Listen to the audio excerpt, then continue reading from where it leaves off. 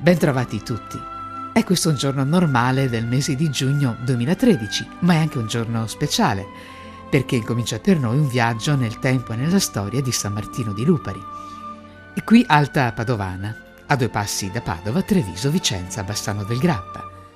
Comuni confinanti: Castelfranco Veneto, Castello di Godego, Galliera Veneta, Loreggia, Loria, Rossano Veneto, Santa Giustina in Colle, Tombolo, Villa del Conte.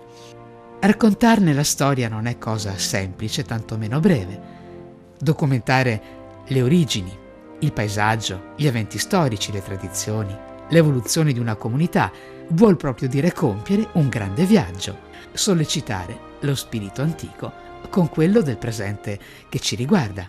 E lo spirito che ci riguarda è curiosità, emozione, passione per la storia, coscienti che quando ci si appresta a raccontarla è bene dotarsi di pazienza per riuscire ad interpretarla, periodizzarla, osservando la cronologia di stratificazioni ed eventi qui verificatisi, ricordando che una narrazione dinamica e piacevole dovrebbe consentire di fare 3 passi indietro e 2 in avanti, o il contrario, una sorta di ping pong tra passato remoto, passato prossimo e il presente che viviamo, per trovare il bandolo della vicenda umana che, come uno spartiacque, si crea il suo spazio fra i contrasti esistenti. Un triangolo temporale importante e impegnativo, all'interno del quale si svilupperà la nostra incursione nel paesaggio. Per la verità, era da tempo che volevamo farlo. Finalmente è arrivato quel momento. Buongiorno San Martino, buongiorno Sindaco. Diciamo che con un po' di pazienza è arrivato il momento anche per San Martino di Lupari, una bella comunità, 13.500 persone, grande associazionismo, grande sensibilità culturale e artistica, e direi un paese che è riuscito a distinguersi negli anni per la propria creatività e la propria operosità. San Martino è sempre stata una terra di mezzo, una cerniera divisa tra la padovana e la trevisana, di cui anche i due nomi delle contrade del centro. Essendo una terra di mezzo, di confine, di commercio, è sempre stata una terra ricca, una terra dove ci sono stati fermenti, unioni di culture, incontri di persone, sia nella storia recente sia in quella passata.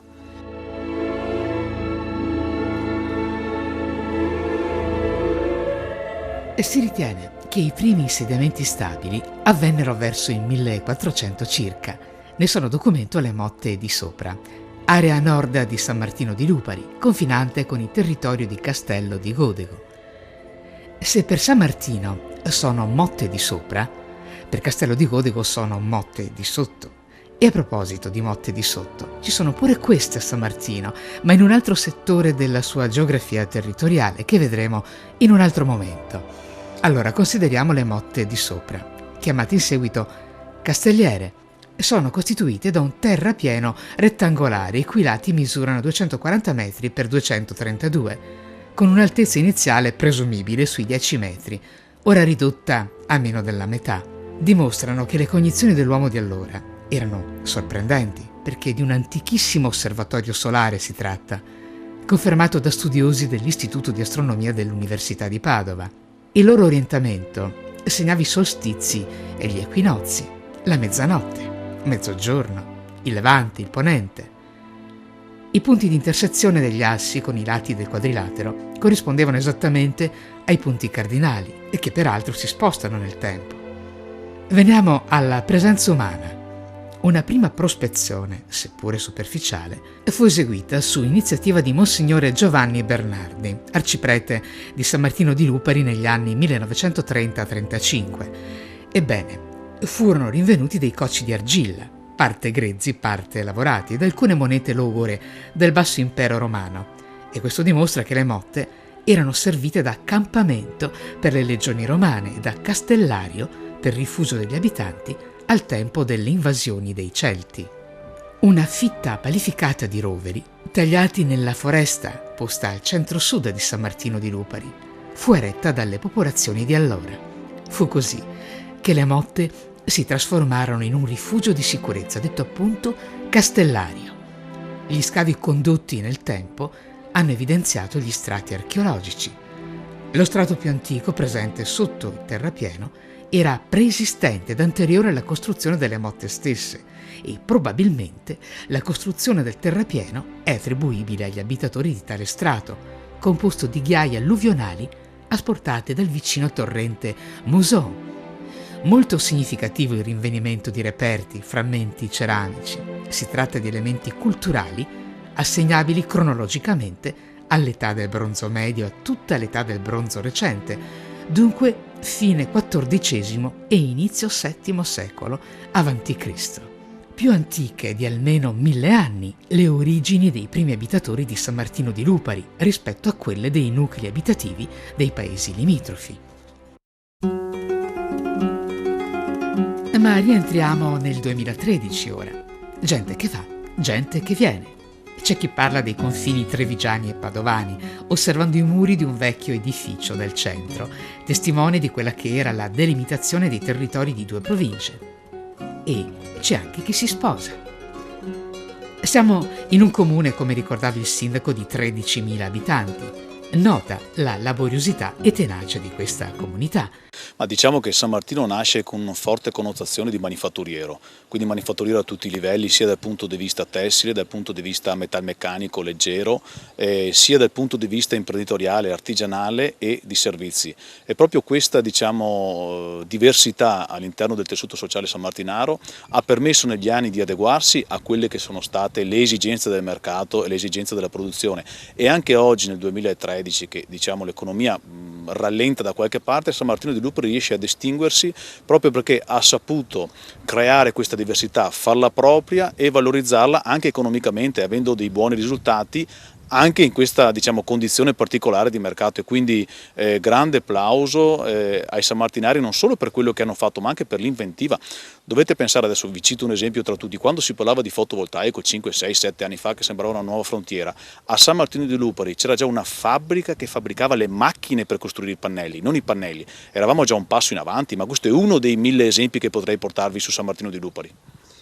Lo stesso partner del nostro documentario, Pettenon, è uno di quelli e che dà uno scantinato, dà un lavoro. Da un garage. È partito, ha creato un prodotto che non c'era e che 50 anni fa forse neanche esisteva, ha saputo valorizzarlo, commercializzarlo e adesso ha una realtà che è invidiabile, è a livello internazionale, ma è uno degli esempi che abbiamo a San Martino di Lupari, forse uno dei più conosciuti, però è bello e la soddisfazione che è di essere sindaco di questa comunità è proprio vedere che comunque c'è sempre qualcosa di nuovo, comunque non sono mai fermi, comunque si pensa sempre a qualcosa, c'è questo dinamismo che contraddistingue proprio la nostra comunità e l'ha contraddistinta nei secoli, ma oggi si tocca con mano. Pensate, noi abbiamo tutto un settore per esempio di ristorazione che ha preso piedi in questi ultimi 20-30 anni che è una punta di diamante, ma non solo, abbiamo un settore enorme che riguarda la siderurgica, la metallurgia leggera. Basta ricordare che abbiamo lo Z Racing e lo Z come sede qua a San Martino di Lupari, ma è una delle tante. Dopo i piccoli artigiani, quelli che riescono a risolvere i problemi complicati con trovate geniali semplici, ma veramente bisognerebbe stare qua una settimana per elencarli tutti.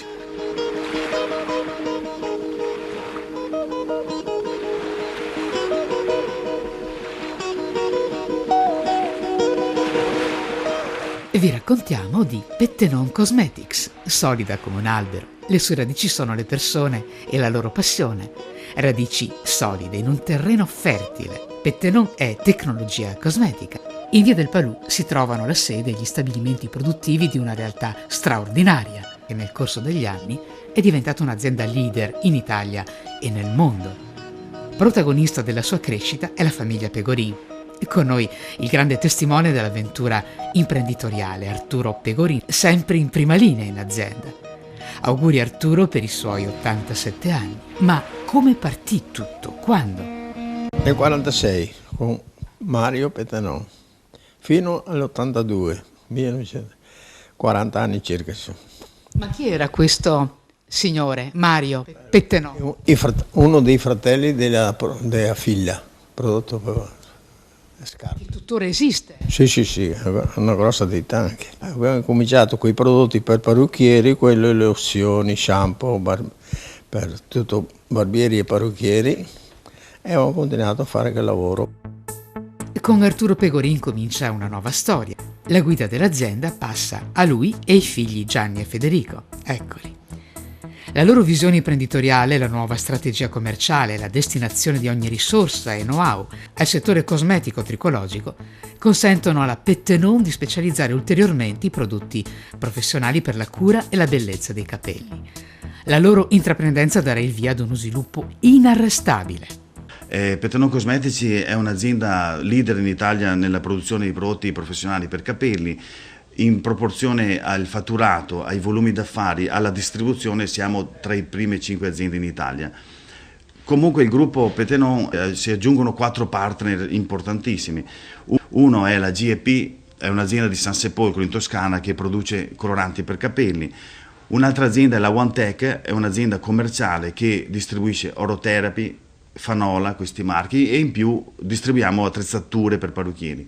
Dopo c'è la Maxima a Verona, è un'azienda che distribuisce il marchio Maisalo, il marchio Nook, sempre prodotti per capelli. E dopo un altro binomio importante, un'altra sinergia importante è l'Exque Partners, è un'agenzia creativa di comunicazione che sempre abbiamo all'interno dell'azienda. La Pettenon, oltre a questi partner principali, ha altre 10 società satelliti di produzione, di società commerciali, di immobiliari, e questa è la Pettenon oggi. Lavorando sia sui medio-piccoli numeri sia sui grandi numeri abbiamo dovuto proprio strutturare un'azienda che sia flessibile a 360 gradi, sia dal servizio, cioè come appunto abbiamo tutti questi marchi e ce ne sono di grandi, ce ne sono di piccoli, però tutto è adeguato alle esigenze del mercato e quindi sia per la produzione che per tutto quello che riguarda lo sviluppo del prodotto bisogna essere flessibili, veloci e soddisfare appunto quello che sono le richieste del mercato. Ci confrontiamo non con un mercato italiano o europeo, ma con un mercato mondiale. Quindi il compito del marketing è analizzare l'esigenza di questi mercati mondiali, internazionali, sviluppare quindi delle soluzioni, delle ipotesi, dei progetti e coordinare tutto quello che è un processo di sviluppo con i reparti competenti, quali la ricerca e sviluppo, il reparto tecnico, l'ufficio acquisti, per arrivare al coinvolgimento della produzione, della logistica e di tutti quelli che sono gli enti che oggi hanno dimostrato essere il successo di Pettenon Cosmetics.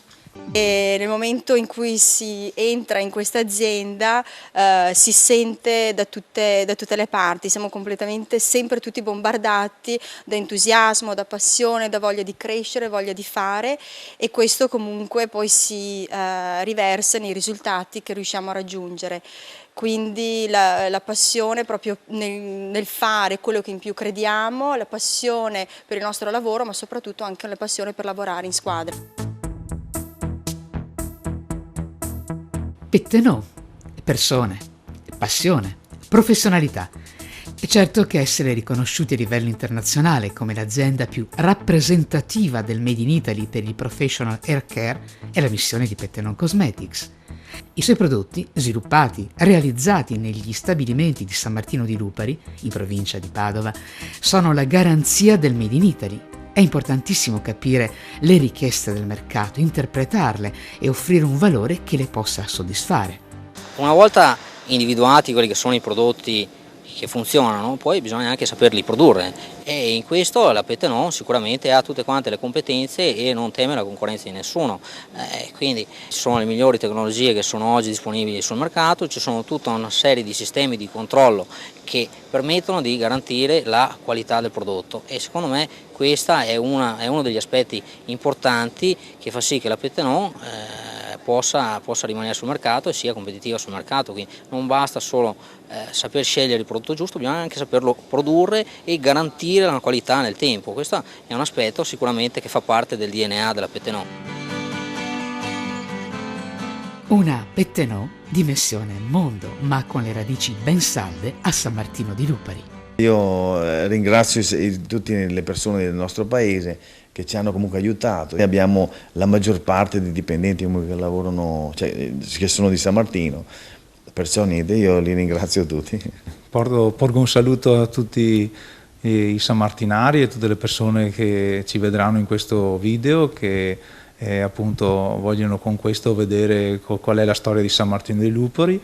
Siamo anche noi appunto molto orgogliosi di partecipare a questa storia di San Martino, ci crediamo molto, siamo radicati come famiglia nel paese da 3 generazioni ormai, e questo ci porta ad amare a 360 gradi il paese e le persone che ci vivono, cercare appunto di avere il più possibile famiglie che lavorano all'interno dell'azienda e poi contribuire anche a quello che sono lo sport, le attività del paese, insomma essere sensibili eticamente, come dovrebbero fare tutte le aziende, a un occhio anche insomma allo sviluppo del proprio paese.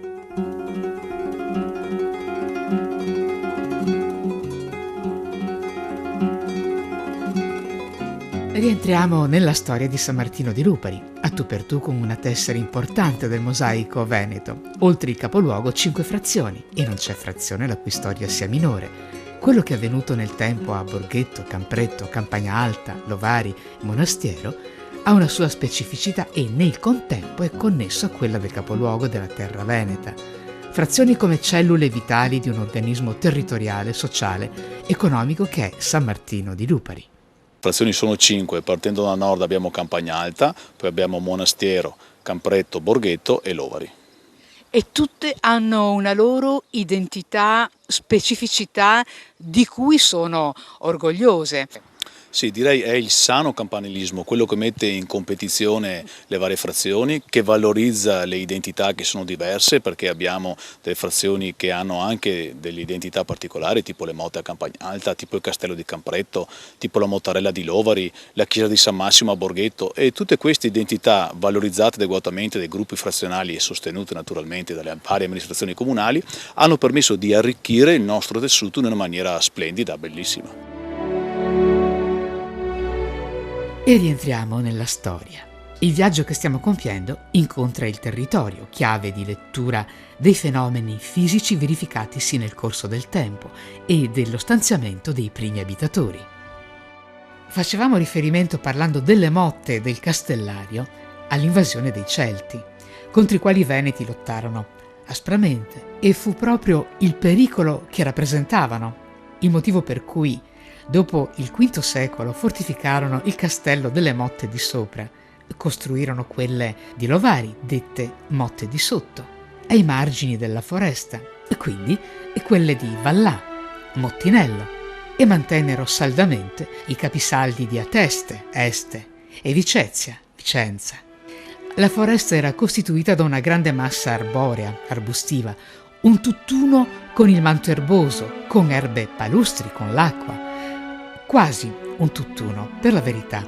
Il corso della Rio Cogitana, la Vandura, che scorreva al centro, era ben definito e scendeva lento verso sud, nel punto in cui, più tardi, sorgerà la strada detta Passo del Carro. Proseguiva a destra della chiesa e scendeva lungo il Maglio fino a Borghetto e oltre. Si presume che il bellissimo nome Cogitana derivi dal latino cogito, cioè penso. Il Rio scaturiva silenzioso, come il pensiero, alimentato da piccole sorgenti di acqua limpidissima e tepida. Nel suo procedere riceveva l'apporto di migliaia e migliaia di altre sorgenti che formavano affluenti, il principale dei quali era la Vandurella, che nasceva a Tombolo. Nei numerosi stagni popolati da una gran quantità di pesce si abbeveravano i cervi, i caprioli, i lupi, i tassi e tanti altri animali selvatici. In quei tempi antichi la pianura padana era percorsa da mandrie di cavalli selvaggi, e non di meno il territorio di San Martino di Lupari. Gli inverni erano così rigidi che tutti i corsi d'acqua erano ricoperti da lastre di ghiaccio, spesso 40-50 centimetri. I cavalli raggiungevano l'area in cui il Rio Cogitana, alimentato da sorgenti tiepide, non gelava. Nelle paludi e negli stagni trovavano un po' di cibo. Le marciti naturali e le erbe palustri li aiutavano a superare i durissimi inverni. E pensate che quando qualche cavallo si spingeva troppo oltre nella palude, rimaneva intrappolato nelle sabbie mobili e veniva sommerso lentamente. E per questo scavi condotti da ricercatori o anche più semplicemente il lavoro agricolo, le arature, di tanto in tanto consegnavano qualche carcassa. Capite che il tutto costituiva un paradiso ecologico.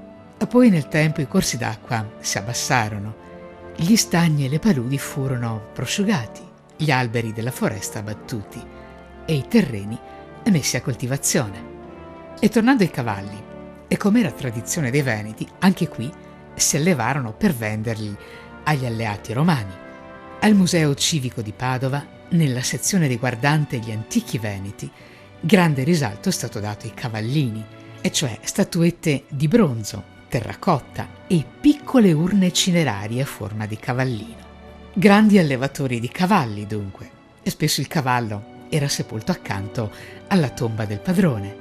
La chiesa della foresta Scandolara, attuale oratorio di Borghetto, il cui nome deriva da Burgus Alocus, ad Lucus, cioè vicino al bosco, è da ritenersi il primo edificio religioso di questa zona, edificio prima pagano al tempo degli antichi romani e prima ancora dedicato al dio della foresta degli antichi veneti, cacciatori di cavalli bradi.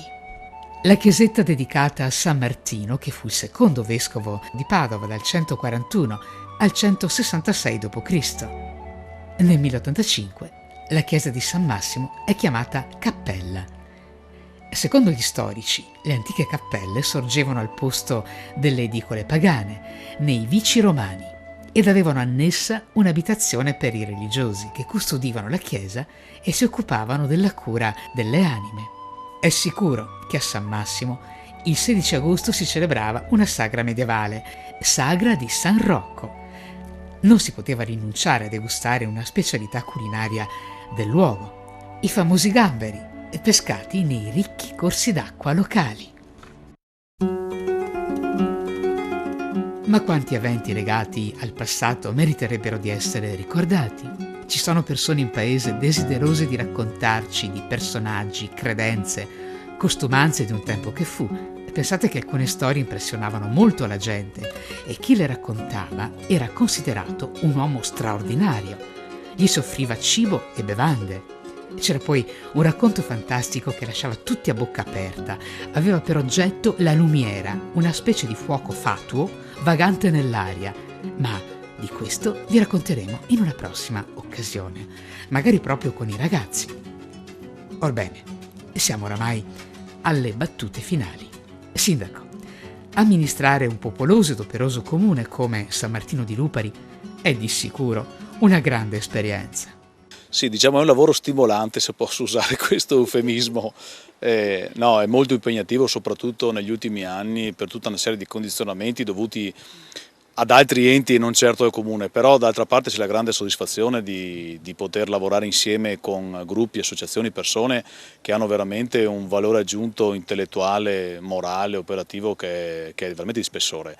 E questo mi ripaga, diciamo, di tutti il tempo, di tutte le serate, se volete anche qualche volta degli scontri, perché non sempre si può andare d'accordo, qualche volta c'è anche qualche momento di disaccordo, però credo che sia una grande soddisfazione, per me è un grandissimo orgoglio di essere il sindaco, di rappresentare la comunità sammartinara.